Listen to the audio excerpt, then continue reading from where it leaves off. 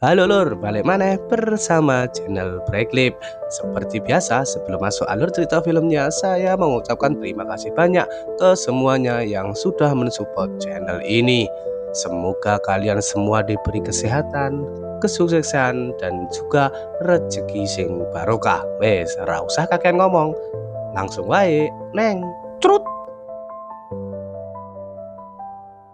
Cerita berawal di sebuah kota jauh di barat sana. Masyarakat sedang digemparkan oleh serangkaian kasus mengerikan yang menimpa para mahasiswi. Mereka ditemukan tewas dalam kondisi yang sangat mengenaskan. Kasus ini membuat pihak berwenang kesulitan karena tak ada satupun barang bukti maupun sidik jari yang tertinggal di lokasi kejadian. Situasi itu membuat warga hidup dalam ketakutan. Banyak yang cemas, jangan-jangan mereka atau keluarganya akan menjadi korban berikutnya. Namun, sebuah informasi mencengangkan kemudian terungkap. Para korban rupanya menjadi sasaran dari sebuah kultus misterius yang menganut aliran sesat. Kultus ini meyakini bahwa seluruh manusia, terutama wanita yang beragama Kristen, adalah persembahan bagi Sang Pencipta. Karena itu mereka memburu wanita yang mereka sebut sebagai Kristi atau pengikut Kristus. Setelah ditangkap, para wanita itu dihabisi secara brutal dan dijadikan hadiah bagi Sang Pencipta. Kalimat yang sering mereka ucapkan sebelum melakukan pembunuhan adalah "The time is now, you kill Kristi."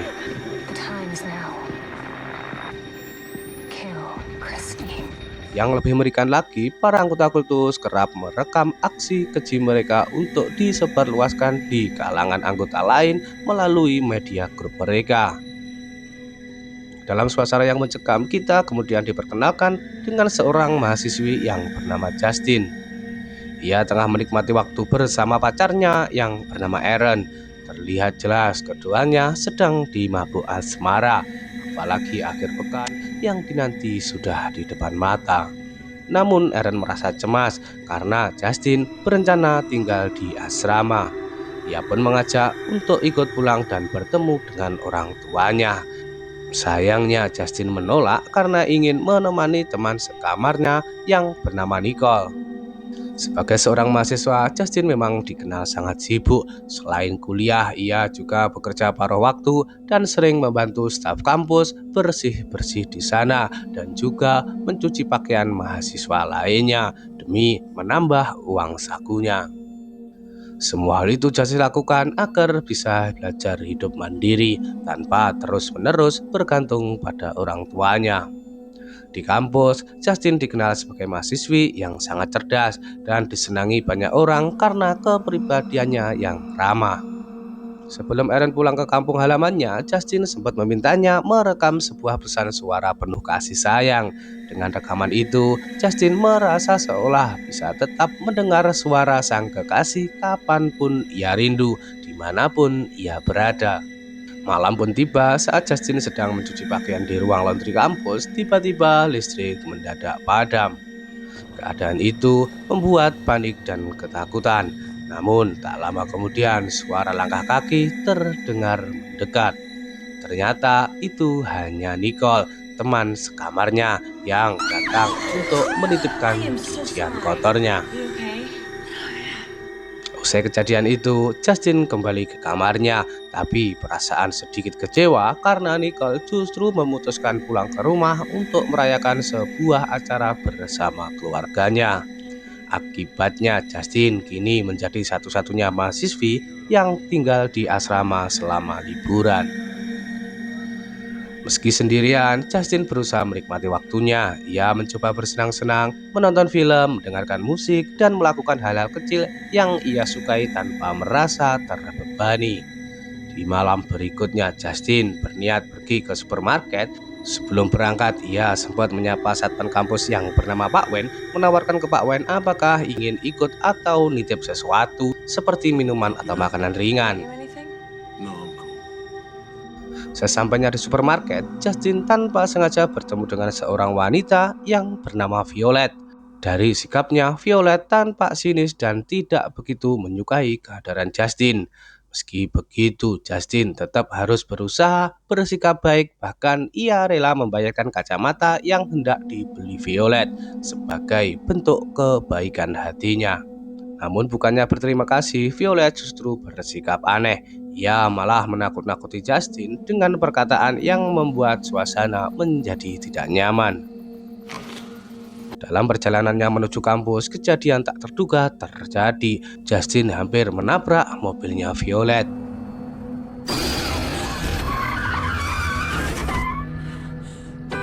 Wanita itu secara sengaja menghentikan mobilnya di tengah jalan tanpa alasan yang jelas. Insiden tersebut membuat Justin ketakutan dan gelisah. Sesampainya di kampus, Pak Wen melihat raut panik wajah Justin dan segera menanyakan apa sebenarnya yang terjadi. Setelah mendengar penjelasannya, Pak Wen menyarankan Justin untuk beristirahat sambil berjanji akan menjaga dan melindungi malam itu. Namun saat sudah di kamar, Justin tak bisa tenang. Bayangan kejadian itu terus menghantui pikirannya. Untuk menenangkan diri, ia akhirnya menghubungi Aaron menceritakan semua hal yang baru saja dialaminya. Sementara itu, Pak Wen mulai merasakan sesuatu yang tidak beres. Ia memutuskan untuk memeriksa keadaan di sekitar asrama dan kemudian ia menghubungi rekannya yang bernama Dev agar tetap siaga dan memantau area kampus. Keep your eyes out on the perimeter, would you? Copy that. Beberapa saat kemudian, Justin terbangun dari mimpi buruknya yang membuat berkeringat dingin. Dengan napas terengah, ia segera memeriksa keadaan di luar kamarnya yang tampak gelap gulita. Jika mencoba memanggil Pak Wen, tidak ada jawaban sama sekali. Perasaan panik menghantam dirinya. Ia berjalan menyusuri koridor yang sepi, berusaha mencari keberadaan Pak Wen. Tanpa ia sadari ada sosok misterius yang diam-diam mengintainya dari kejauhan. Setelah kembali ke kamarnya, Justin mencoba menenangkan diri dengan membuka laptopnya. Namun betapa terkejutnya ia saat melihat layar laptopnya kini telah dibajak oleh seseorang. Tiba-tiba, layar laptop justru menampilkan cuplikan-cuplikan video yang mengerikan, rekaman para korban yang sebelumnya diburu dan dihabisi oleh anggota kultus sesat. Namun, ketika ia berniat memperbaiki laptopnya, sesuatu yang jauh lebih menakutkan terjadi. Violet tiba-tiba muncul tepat di hadapannya.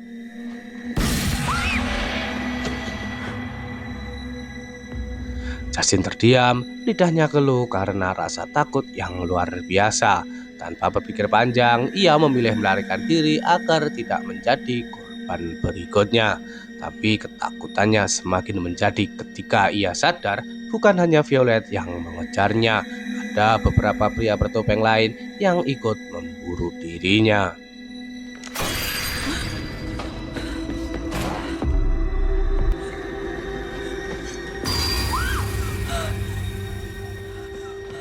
Mereka sengaja membiarkan Justin berlari, menjadikannya seperti hewan buruan dalam permainan mematikan mereka. Para psikopat itu bertindak brutal. Dengan keji, mereka membunuh Pak Wen tepat di depan matanya Justin.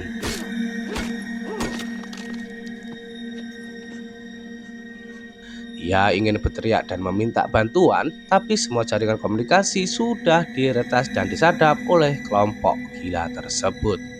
Dalam aksi mereka, para pelaku memanggil Justin dengan sebutan Christy, sama seperti sebutan mereka kepada para korban sebelumnya.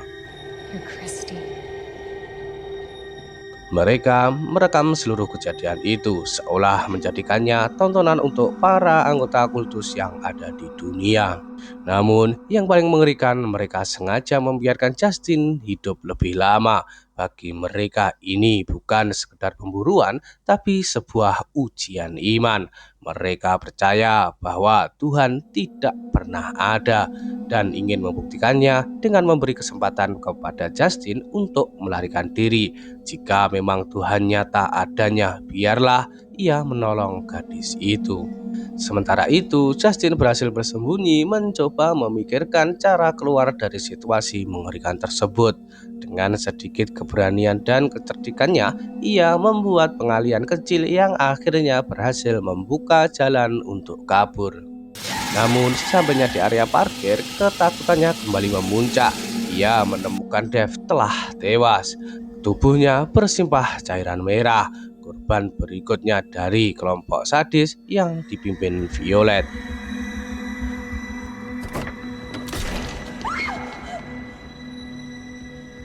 Dalam kepanikan yang luar biasa, Justin teringat bahwa hanya ada satu orang yang mungkin bisa menyelamatkannya. Ia adalah Scott, salah satu pengurus kampus tersebut. Tanpa pikir panjang, Justin langsung berlari menuju ke rumah Scott untuk mencari perlindungan. Begitu mendengar penjelasan Justin tentang apa yang sudah terjadi, Scott segera mengambil shotgun dan bersiap melawan kelompok psikopat tersebut. Namun di tengah kepanikan itu, ia meminta Justin untuk menjaga anjing peliharaannya. Malang, anjing itu berhasil lepas dan tak lama kemudian dihabisi secara brutal oleh anggota kultus sesat. Police will never get here in time. Scott, where's your phone? Titus, no! Ketegangan semakin meningkat, Justin meminjam ponsel milik Scott untuk menghubungi layanan darurat 911. Tapi sebelum menelpon, kelompok Violet sudah datang menyerangnya. Dipicu oleh rasa dendam terhadap mereka, Scott mencoba melawan. Namun usahanya berakhir tragis, ia tertangkap dan digantung hidup-hidup oleh para psikopat itu tepat di hadapan Justin.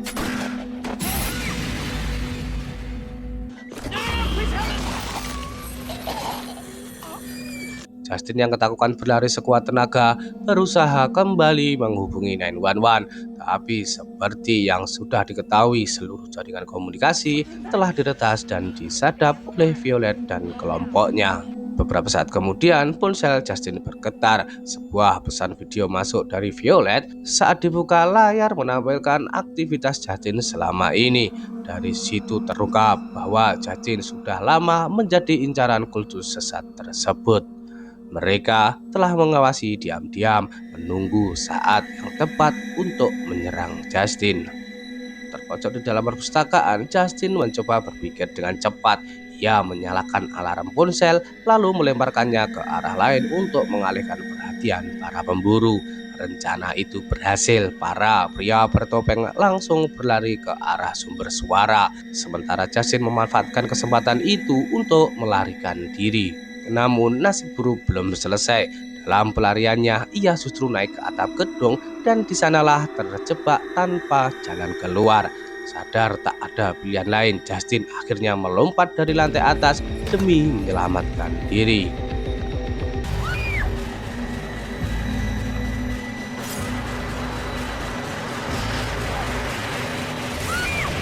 Keberuntungan tampaknya masih berpihak padanya. Meski kakinya tergilir parah, Justin masih bisa bertahan hidup.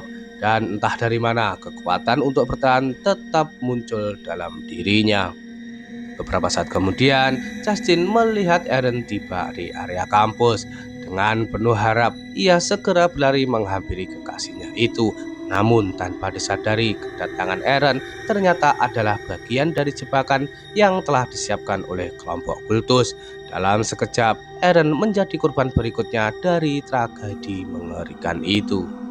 What the hell is going We don't on? have time, quick! Are you okay? What the Melihat kekasih yang begitu ia cintai tewas di depan mata, Justin dipenuhi amarah dan kesedihan. Dalam luapan emosinya, ia menabrakkan tubuhnya ke salah satu pria bertopeng hingga membuat pria itu tewas seketika. Setelahnya, Justin berlari menuju area kolam renang untuk bersembunyi dari kejaran para psikopat yang tersisa. Di tempat itu, ia akhirnya sadar bahwa hanya ada satu cara untuk mengakhiri semua ini, yaitu adalah melawan balik. Dengan tekad yang bulat dan kunci mobil yang masih tergenggam di tangannya, ia memutuskan untuk tidak lari lagi. Justin berhasil menghabisi satu lagi psikopat yang mencoba menyerangnya.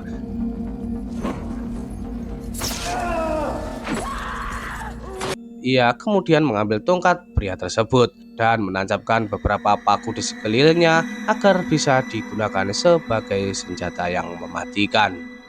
Dengan alat itu, Justin bersiap menghadapi sisa anggota kelompok Violet.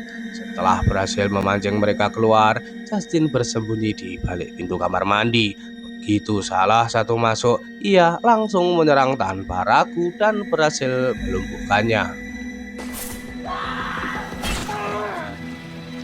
Dari ponsel yang dipegang pria itu, Justin melihat sebuah pesan masuk dari Violet berisi kumpulan video brutal para korban. Semua itu ternyata disiarkan secara langsung, disaksikan oleh seluruh anggota kultus di seluruh dunia. Mengetahui hal itu, Justin menyusun rencana terakhirnya. Ia berpura-pura menjadi bagian kelompok dari mereka dan menyamar sebagai anggota kultus agar ia bisa mendekati Violet secara langsung. Sebelum itu, Justin meracik cairan yang mudah terbakar dari bahan-bahan yang ada di sekitarnya. Ketika ia sudah berhasil berhadapan dengan Violet, Justin tidak buang-buang waktu lagi. Ia langsung menyiramkan cairan tersebut ke tubuh Violet, lalu menyalakan api.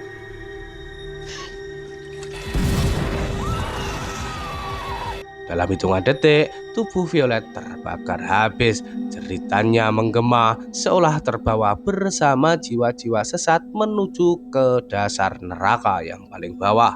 Setelah semua berakhir, Justin memutuskan untuk mengganti namanya menjadi Christie sebagai simbol kebangkitan dan perlawanan.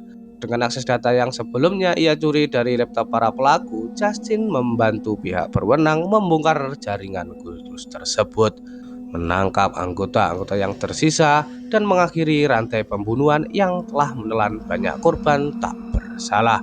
Dan akhirnya filmnya rampung.